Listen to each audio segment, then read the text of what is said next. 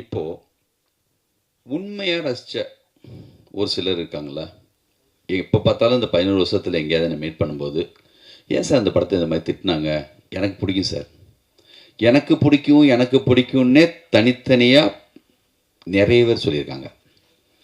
அது மாதிரி சின்ன பையன் இருந்தான்னா, சார் இவன் 5 தடவை பார்த்துருக்கான் சார், என் பையன் உங்கள் படத்தை ஸ்டிக்கை வாயில் வச்சுட்டு இப்படி எடுப்பான் சார், டேய் சொன்னாக்கல்ரா குத்திக்க போராட்டான்னு சொல்லுவேன் சார். நானே இந்த படம் யோசித்தப்போ, நான் சின்ன வயசாக இருந்தப்போ ஒரு படம் பார்த்தா என்ன மனநிலைக்கு பார்ப்பனோ அந்த மனநிலைக்கு தான் படம் பண்ணது. இது உலகமாக கதை அப்படி புரட்டி போட்ட மாதிரி படம் நினச்சிட்டுலாம் பண்ணல, ஒரு படம் அவ்வளோதான். ஆனால் சூர்யா ஃபேன்ஸுக்கு நேற்று அவங்களோட மீட் பண்ணேன். நான் என்னென்னலாம் நினச்சி பண்ணணும் அது எல்லாமே அவங்களுக்கு கனெக்ட் ஆகியிருந்திருக்கு. ஒரு ஹீரோவாக அவர் எப்படி எப்படிலாம் வரணும்னு ஆசைப்பட்டாங்களோ அது இருந்திருக்கு. ரியலாக எனக்கு பிடிச்சது சார் சொன்னாங்க அவங்க, அந்த குட்டி பசங்க 11 வருஷம் கழிச்சு அவங்க உண்மையாக ரியலாக ரசித்த சூர்யா ஃபேன்ஸு இவங்களுக்கெல்லாம் தான் இந்த படம். எங்கள் திருப்திக்காகவும் அந்த காலகட்டத்தில் திருப்பதி பிரதர்ஸில் போஸ் மாதிரி ஒரு ப்ரொடியூசர் இல்லைன்னா இவ்வளோ பெரிய பட்ஜெட்டாக அப்போ படம் பண்ணியிருக்க முடியாது. மிகப்பெரிய பட்ஜெட் அப்போ சூர்யா சாருக்கு. பாம்பேயில் மட்டுமே 120 நாள் ஷூட்டிங், கோவா பாம்பேலாம் சேர்த்து. அப்படி ஒத்துக்கிட்டு கண்டினியூவாக அப்போ திருப்பதி பிரதர்ஸ் உங்களுக்கு தெரியும், சின்ன படம் பெரிய படம்னு சொல்லி கோலி சோடா, மஞ்சப்பை, வழக்கியன், சதுரங்க வேட்டை, கும்கி, கண்டினியூவாக. அதே காலகட்டத்தில் வந்து ரஜினி முருகன், எத்தனை படம், வேட்டை, அப்படி இருந்த ஒரு கம்பெனி ஒரு தொடர் வெற்றி கூட என்னென்னா ஒரு விதமான ஒரு கோபம், ஒரு வெறுப்பு, ஒரு பொறாமை, இது எல்லாத்தையும் கூட ஏற்படுத்தும். அதையும் தாண்டி நம்ம மேலே வந்து பேரன்போடு இருக்கிற ஒரு சிலர் இருக்காங்க. நம்மளுடைய அன்பு, எனர்ஜி, உழைப்பு இதெல்லாம் வச்சு அதெல்லாம் நம்ம முறியடிக்கிறதுக்கான ஒரு ஒர்க்கு தான் நம்ம பண்ணிகிட்டே போகணும். நான் நம்மளை அப்படி அடித்தவங்க இப்போ தயவுதாட்சியமே இல்லாமல் எல்லாருமேலே அது இருக்குது. உன்னை விட நான் எவ்வளோ பெரிய கெட்ட வார்த்தை பயன்படுத்தின ரேஞ்சுக்கு ஆகிட்டாங்க. எனக்கு பயமே இல்லை. இப்போது என்ன தெரியுமா, 11 வருஷத்துக்கு முன்னாடி இதை விட பெரிய கெட்ட வார்த்தை என்ன புதுசாக பயன்படுத்த போகிறதில்ல. இப்போ இன்னும் சிலர் வந்து போடுறாங்க, டே நீ மறுபடியும் தோக்குறதுக்கு இன்னொரு தடவை ரிலீஸ் பண்ணுறியான்னு. இது வெற்றி தோல்விக்காகவே நான் யோசிச்சு வரல. இது எங்கள் நாங்கள் விரும்பினோம், நாங்கள் ரொம்ப பிடிச்சி தான் இந்த படத்தை எடுத்தோம். ஒரு படம் நம்ம நினச்ச மாதிரியே 2 மாதிரி மாறலாம், ஆனந்த மாதிரி ஆகலாம், சண்டைக்கோழி மாதிரி ஆகலாம், நம்ம கையில் இல்லை. ஒரு வேலை செய்கிறோம், அது எவ்வளோக்கு போகுதுங்கிறது ஆடியன்ஸ்கிட்ட வந்த பிறகு தான் தெரியும். நீங்கள்லாம் சொன்ன குறைகள், ஆடியன்ஸுக்கிட்டேருந்து வந்த ஃபீட்பேக் எல்லாம் வச்சு ஒரு எடிட் பண்ணியிருக்கேன். ஒரு டைம் பத்தலை, அந்த நேரத்தில் டேட்டு போட்டாச்சு ஆகஸ்ட் 15ன்னு யூடிவி ஒரு அக்ரிமெண்ட்டு போட்டு இந்த தேதியில் ரிலீஸ் பண்ணணுன்னு. ஃபஸ்ட் ஹாஃப் செகண்ட் ஹாஃப் சேர்ந்து பார்க்க கூட நேரம் இல்லாமல் இருந்துச்சு. எனக்கு பிடிச்ச மாதிரியான எல்லா நண்பர்களும் இந்த படத்தை போட்டு காட்டினேன். தொடர் வெட்டியில் இருக்கப்ப பிரச்சனை என்னென்னா, இவருக்கு தெரியாததா, இவரே இத்தனை ஹிட்டு கொடுக்குறாரு, அப்படி பேசாமல் போயிடுவாங்க. இது ஒரு மாயான உலகம். தோத்தாளுங்க பிரச்சனை ரொம்ப அதிகமாக சஜஷன் கொடுப்பாங்க. சார் நீங்கள் அசிஸ்டன்ட் பழைய ஆட்களை வச்சுக்காங்க சார், மாற்றுங்க சார். இதுவே ஜெயிச்சா அவர் எக்ஸ்பீரியன்ஸான ஆளுங்களாம் வச்சுருக்காங்க சார், அவர் வேறு மாதிரி சார் அப்படிம்பாங்க. கொஞ்சம் கூடுதலாக சொல்லுவாங்க, சார் ட்ரெண்டு மாறி போச்சு சார், நீங்கள் கூட கொஞ்சம் மாறணும் சார்ம்பாங்க. அதனால் இது ஒரு மாதிரியான ஒரு உலகம். நம்ம வெற்றி தோல்விக்காகலாம் இந்த படத்தை வந்து சவால் விடுறதுக்காக இந்த படத்தை மறுபடியும் ரிலீஸ் பண்ணல. இது வரைக்கும் கேட்ட எல்லா முக்கியமான விஷயங்களை வச்சுட்டு நல்ல டைம் இருந்துச்சு. நம்ம நினச்சப்போ எடிட் பண்ணலாம், கீழே எடிட் சூட் இருந்துச்சு. போஸ் சார் ரொம்ப விரும்பினார். நம்ம கம்பெனியில் இருக்கிற கனகு, வெங்கடேஷ், என் அசிஸ்டன்ஸு பிரபு, அப்புறம் வந்து விஷ்ணு, சக்கரை எங்கள் மேனேஜர் எல்லாமே அப்பப்போ என்னை கூப்பிடுவாங்க, இந்த மாதிரி ஒன்று எடிட் பண்ணியிருக்கோம் பாருங்கன்னு. இது பெரிய ப்ராசஸ், 2 வருஷமாக நடந்துச்சு. அதுக்கப்புறம் ஆண்டனி வந்து பார்த்தாரு, அவரும் சின்னதாக ஒரு இது பண்ணார். இவங்க ஃபேன்ஸுக்கெல்லாம் போட்டோம்.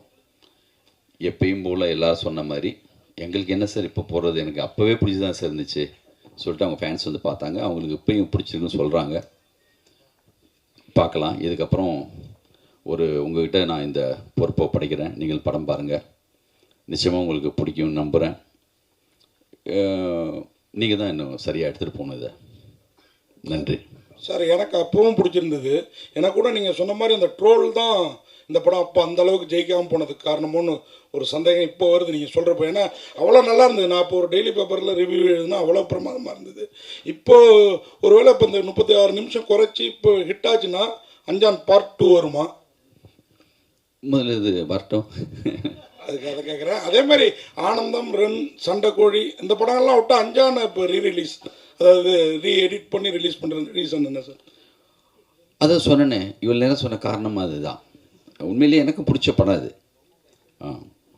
சார் வணக்கம் சார். வணக்கம். தொடர்ந்து வந்து ரஜினி, கமல், விஜய், அஜித், சூர்யா போன்ற படங்களை வந்து சின்ன படங்கள் வீக்லி 10 படம் வருது. அந்த சூழலில் வந்து நீங்கள் தொடர்ந்து ரிலீஸ் பண்ணுறாங்க, நீங்களும் அந்த வரிசையில் பண்ணுறீங்க. இது வந்து சின்ன படங்கள் வந்து இந்த படங்களை ரிலீஸ் பண்ணுறதுனால பாதிக்கப்படாதா? இப்போ எந்த சின்ன படம் வருதுங்க? தொடர்ந்து வீக்லி 10 படங்கள் வந்துட்டு இருக்கு சார். அது சின்ன படம் பெரிய படம் ரெண்டும் வந்துட்டு தான் இருக்கும். இப்போ இல்லை, அழகி படத்தப்பே அவர் சொன்னார், ஏன் சின்ன படத்துக்கு தேர் தர மாட்டேங்கிறான்னு தங்கர் பச்சான். எல்லா கட்டத்தையும் இதுதான் இருக்கும். பெரிய படம் சின்ன படம் தேட்டர் வந்த பிறகு தானே. நீங்கள் பட்ஜெட்டை வச்சு சொல்கிறீங்களா? யார் முடிவு எடுக்கிறது? அதை ஃபேமிலி இப்போ அந்த டூரிஸ்ட் ஃபேமிலி வந்துச்சு, அது சின்ன படமா பெரிய படமா? அதே காலகட்டத்தில் மிகப்பெரிய படம் கூட வந்திருக்கும். வந்த பிறகு எது பெரிய படமாக மாறும்னு கண்டென்ட் வைஸாக தான் இருக்குது. அந்த கணக்கே கிடையாது. 2 தேட்டரில் போடுவாங்க, அதுக்கப்புறம் நல்லா இருக்குன்னு சொன்னால் அதுதான் பெரிய தேட்டருக்கு மாறும். கோலி சோடாவும் அதே நேரத்தில் வேறு பெரிய படமும் வந்துச்சு.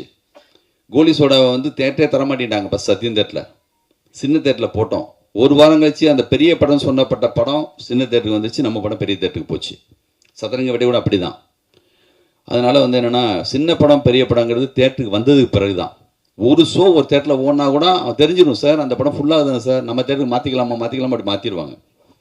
லோக்கான ஒரு படம் மலையாளத்துலேருந்து, ஒரு போஸ்ட் கூட கிடையாது, எந்த விளம்பரமும் இல்லை, யார் இருக்கா ஹீரோ, அந்த மாதிரி படங்கிறது சின்ன படம் பெரிய படம் இந்த கணக்கெல்லாம் கிடையாதுங்க எனக்கு தெரிஞ்சு.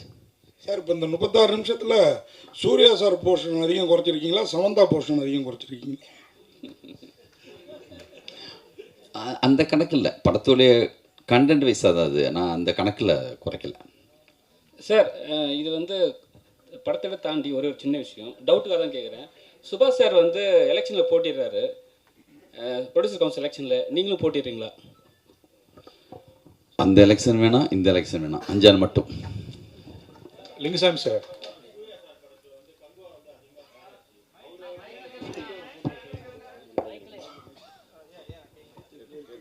அஞ்சானுக்கு பிறகு வந்து கங்குவா தான் அதிகமாக ட்ராவல் ஆச்சு சார். அதனால சூர்யா சாரை வந்து டார்கெட் பண்ணி ஒரு குரூப் இருக்கு. அப்படி எனக்கு பர்டிகுலராக சொல்ல தெரியல. ஒரு மிக சரியான படம் வந்தால் நான் பர்சனலாக சொல்கிறேன், நான் இந்த படம் இல்லாமல் டார்கெட் பண்ணி ட்ரோல் பண்ண படமாக அந்த நேரத்தில் ரன்னு வந்துருந்துச்சுன்னா, சண்டைக்கோழி வந்துருந்துச்சுன்னா, இவங்க என்ன பண்ணாலும் படத்தை நிறுத்தியிருக்க முடியுமா? ஜனங்க பார்த்துட்டே தான் இருந்திருப்பாங்க. நம்மளும் சின்னதாக மிஸ்டேக் பண்ணியிருக்கோம், நான் அதை 100% ஒத்துக்கிறேன். அவ்வளோ 100% மிக சரியான படத்தை நான் பண்ணிவிட்டு அதை வந்து எல்லாருமே திட்டாங்க, அப்படி பழி போட நான் விரும்பலை. நம்ம சைட்லேயும் மிஸ்டேக் இருக்குது. அந்த மிஸ்டேக்கை அவங்க கண்டுபிடிச்சி இந்த பாருங்கள் அது சொல்லி பர்சனலாக எடுத்துகிட்டு போய் அவங்களுக்கு ஒரு சந்தோஷம் வேணும்ல. ஒரு ஆள் தொடர்ந்து ஜெயிக்கும்போது அவங்களால என்ன பண்ண முடியும், பாவம். அதனால் வந்து நானும் தப்பு பண்ணியிருக்கேன், அந்த தப்பை பல மடங்காக அவங்களும் ஆக்கிட்டாங்க. இப்போ அப்போது நம்மளை மட்டும் நினச்சோம், பேசாமல் ஒதுங்கி எல்லாமே வந்து யாரும் எதுவும் பண்ண முடியாது. எனக்கு சப்போர்ட்டாக வந்து வெங்கட் பிரபு கூட திட்டு விழுந்துச்சு. அப்போது இந்த மாதிரி காலகட்டத்தில் எனக்கு பிடிச்ச மிக முக்கியமான டைரக்டரை அப்படி அடிக்கும்போது கூட நானும் உள்ளே போய் எந்த சப்போர்ட் பண்ண முடியாது. ஏன்னா முகம் தெரியாதவங்களோட எப்படி சண்டை போடுறது. இப்போது மணிரத்ன படம், சங்கர் சார் படம் எவ்வளோ பெரிய வேலை செஞ்சுருந்தாலுமே இதை சிக்காதவங்களே இல்லை. எல்லாருடைய மரியாதையையும் ஒன்றும் இல்லாமல் ஆக்கணும், இன்னும் பெரிய வார்த்தைகளை பயன்படுத்தணும் அப்படின்னு நினைக்கிறாங்க. இந்த நெகட்டிவிட்டி வந்து தயவு செஞ்சு, சினிமா இருந்தால் தான் நம்ம எல்லோரும் இருக்க முடியும். ஒரு எஸ்பிலிம்ஸ் சங்கர் சார் இருக்கும்போது அவ்வளோ நியூ டைரக்டர்ஸ் இன்ட்ரடியூஸ் பண்ணார். திருப்பதி பேஸ் இருந்தால் தான் ஒரு கோலி சோடா, வழக்கேன் மாதிரி படங்கள் வரும். மெராசாக்ஸ் இருந்தால் அவர் கொஞ்சம் படங்கள் பண்ணுவார். நல்ல சரியான மனநிலையில் இருக்கிற, சரியாக சினிமாவை நேசிக்கிற அவங்க இங்கே இருக்கணும் கண்டிப்பாக. எல்லா படமும் நல்ல படம்னு உலகம் மொத்தம் எந்த டேரக்டரும் எடுத்ததில்லை. நம்ம ஒரு ட்ரை பண்ணுறோம், ஒரு முயற்சி எடுக்கிறோம். நல்ல படம் எடுக்கக்கூடாதுன்னு நினச்சி யாரும் எடுப்போமா? இந்த வேலையை மட்டும் ஸ்கிரிப்டு சொல்லாமல் காசுக்காகவோ பணத்துக்காகவோ ஒரு நிமிஷம் கூட ஒரு ஷாட் கூட யாராலையும் எடுக்கவே முடியாதுங்க. நாங்களே ஏமாந்துடுறோங்க. உங்களை ஏமாத்துறதுக்காக நாங்கள் படம் எடுக்கிறது இல்லை. ஒரு டயத்துக்கு பிறகு எனக்கே படம் போட்டு பார்க்கும்போது தெரியும். அதனால் என்னென்னா நம்ம கையில் அது இல்லை. அது ஒரு மேஜிக். அது அமைஞ்சு அப்படியெல்லாம் வரணும். அப்படி வர்ற படங்கள் 100% போயிடுது. இந்த மாதிரி சில படங்கள் அப்படி ஆகுது. பார்க்கலாம். இந்த வாட்டி ரிலீஸ் பண்ணுறோம்ல, இது ஒரு அனுபவம். இது வெற்றி தோல்வியெல்லாம் தாண்டி அந்த நான் சொன்ன அந்த லிஸ்ட்டில் இருக்கிற அவங்களுக்காக இந்த படம். அதான் சார். சார்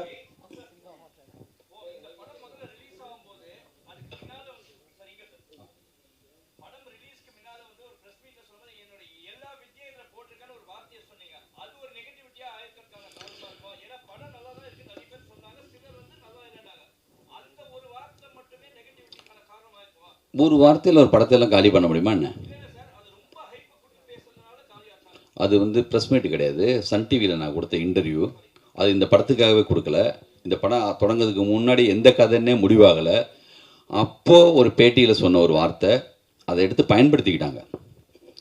அதை எடுத்து அவங்க யூஸ் பண்ணாங்க, அவ்வளோதான். மற்றபடி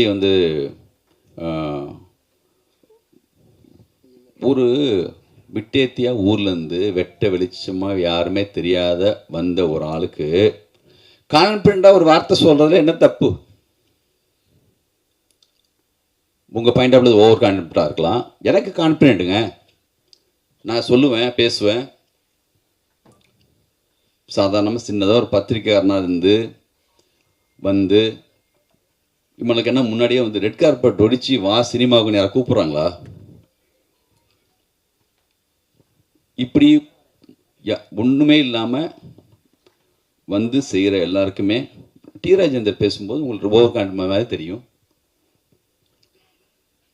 இங்கே எல்லா டைரக்டருக்குமே அப்படி ஒரு அது இல்லாத யாருமே கிரியேட்டராகவும் டைரக்டராகவும் இருக்கவே முடியாது. ஏன்னா எத்தனை பேர் வர்றாங்க, எவ்வளோ பேர் ஜெயிக்கிறாங்க இங்கே? ஏன் அதுக்கு முன்னாடி ரன்னு ஆனந்தெல்லாம் பண்ணலையா? சண்டைக்கோழி பண்ணலையா? சண்டைக்கோழின்னு சாதாரண ஒரு ஹீரோ வச்சு அவ்வளோ பெரிய கிட்டு கொடுக்கலையா? அது இல்லை. நம்ம பேசுகிற அந்த சொல்லு அந்த நேரத்துக்கு அப்படி வேறையா பயன்படுத்தப்பட்டுச்சு. பண்ணவையான்னு தெரியும், பண்ண சொன்னது யாருன்னு தெரியும்.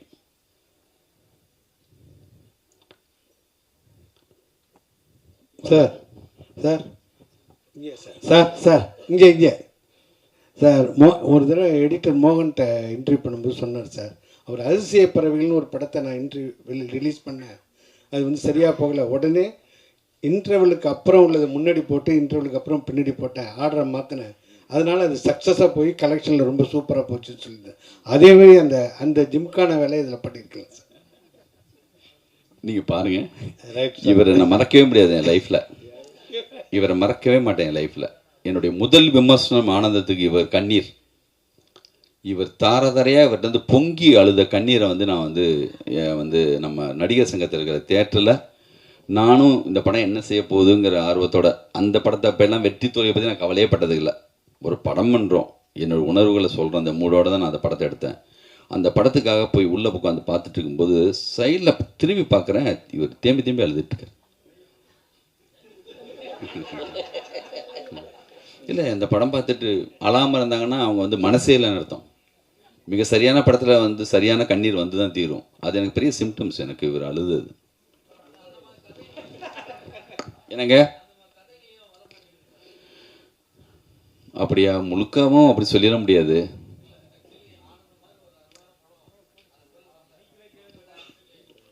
என் டைரக்ஷனில் வரல, அதை சொல்லுங்க, ஒத்துக்கிறேன், பண்ணுவோம், பார்ப்போம். லிங்குசாமி சார், ரீ-ரிலீஸ் எல்லாமே போடுவாங்க.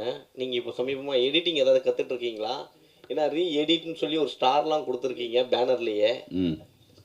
எடிட்டு நான் நம்ம நம்மளுக்கு நம்மளே எல்லா வேலையும், நான் என்ன கேமராமேனா, நான் என்ன லிரிக் ரைட்டரா, நான் என்ன மியூசிக் டைரக்டரா, நான் என்ன எடிட்டரா, எல்லாமே கொஞ்சம் கொஞ்சம் தெரிஞ்சவன் தான் டைரக்டர். நம்ம கூட இருக்கிற எடிட்டர்ஸ் வச்சு தான் பண்ணியிருக்கோம். இந்த ரீஎடிட்டர்னு வார்த்தை ஏன் போடுறோன்னா, அது இதில் நடந்திருக்கு. நீங்கள் படம் பார்ப்பீங்க, பார்த்தது பிறகு அதை பற்றி நீங்கள் எழுதுவீங்க பாருங்கள். லிங்குசாமி சார் எல்லாரும் என்ன சொல்கிறாங்கன்னா, லிங்குசாமி சார் வந்து பெரிய கிரியேட்டரு. ஆனந்த படம் அவ்வளோ பெரிய ஹிட்டு, ரன் அவ்வளோ பெரிய ஹிட்டு, அவ்வளோ பெரிய படைப்பாளி இருந்தார். அவர் தயாரிப்பாளர் ஆனனால தான் அவருடைய அந்த உழைப்பு, அவருடைய இதெல்லாம் வந்து வேறு இதுக்கு போயிட்டு நிறைய ப்ரெஷர்னால வந்து அவருடைய கிரியேட்டிவிட்டி மாறிட்டு அப்படிங்காங்க. நீங்கள் தயாரிப்பாளர் ஆனதுக்காக ஃபீல் பண்ணுவீங்களா? அது உங்கள் வாழ்க்கையில் சினிமா வரையில் பாதிப்பை ஏற்படுத்துங்களா? என்னமோ டைரக்டராக இருந்து நான் மட்டுமே ப்ரொடியூசர் மாதிரி கேட்குறீங்க. ஏவிஎம் ஐயப்ப செட்டியாரே ஃபஸ்ட்டு டைரக்டர், அப்புறம் தான் ப்ரொடியூசர். நம்ம இவர் வந்து Sridhar sir, Balachander sir, Kavithalaya, Mani Ratnam sir, Madras talkies, India மொத்தமும் உலகம் மொத்தமும் நல்ல படம் எடுக்கிற, சினிமாவை நேசிக்கிற, ரெண்டு வெவ்வேறு இல்லை, ரெண்டு ஒன்று தான். தம்பி உடையான் படைக்கு அஞ்சான். இன்றைக்கி அஞ்சான் அன்னைக்கு சொல்லணுன்னா போஸ் பற்றி தான் சொல்லணும். அவர் இருக்கார் பக்கத்துலேயே, எல்லாத்தையும் அவர் பார்த்துக்கிறாரு. அதனால் வந்து எனக்கு எந்த சிரமம் அவர் கொடுக்கறதில்ல. என்னுடைய எந்த திங்கிங்கும் அவர் தடை போடுறது கிடையாது. அவர் இருக்கிறதுனால பண்ணுறோம்.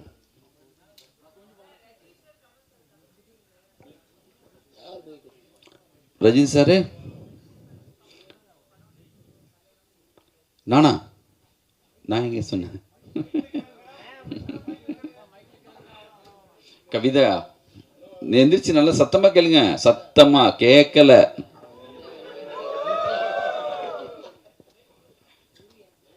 பேசுங்க. சரி, படம் போடணும். இதோட கடைசியாக வச்சுக்கலாமா கொஸ்டின்? ப்ளீஸ் சார், நீங்க வந்து ரஜினி சாருக்கும் கமல் சாருக்கும் கதை சொல்ல போறதா ஒரு தகவல் இருந்துச்சு. அவங்கள வச்சு படம் பண்ண போறதை பத்தி உங்களுடைய கருத்து என்ன? இப்ப வரக்கூடிய யங் டைரக்டர்ஸ் பார்க்கும்போது என்ன தோணுது உங்களுக்கு? அது யார் சொன்னது நான் அவங்க 2 பேருக்கு கதை சொல்ல போகிறேன்னு? ரஜினி சாரே சொன்னாரா? தேவாவே சொன்னாரா? இல்லை, அப்படி கதை என்கிட்ட இருந்தால் கண்டிப்பாக நானும் போய் சொல்லுவேன். அதை பற்றி ஒன்றும் இல்லை. அப்படி ஒரு ஸ்கிரிப்ட் என்கிட்ட இல்லை. புதுசாக வந்தவங்க நிறைய பேர் நல்லா பண்ணுறாங்க. அற்புதமாக போயிட்டுருக்கு.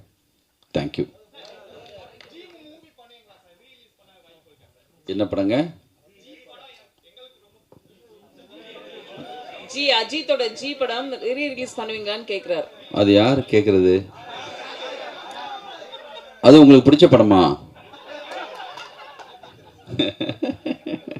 நாளைக்கு தான் அட்டகாசம் வருதுல்ல, அதை பாருங்க.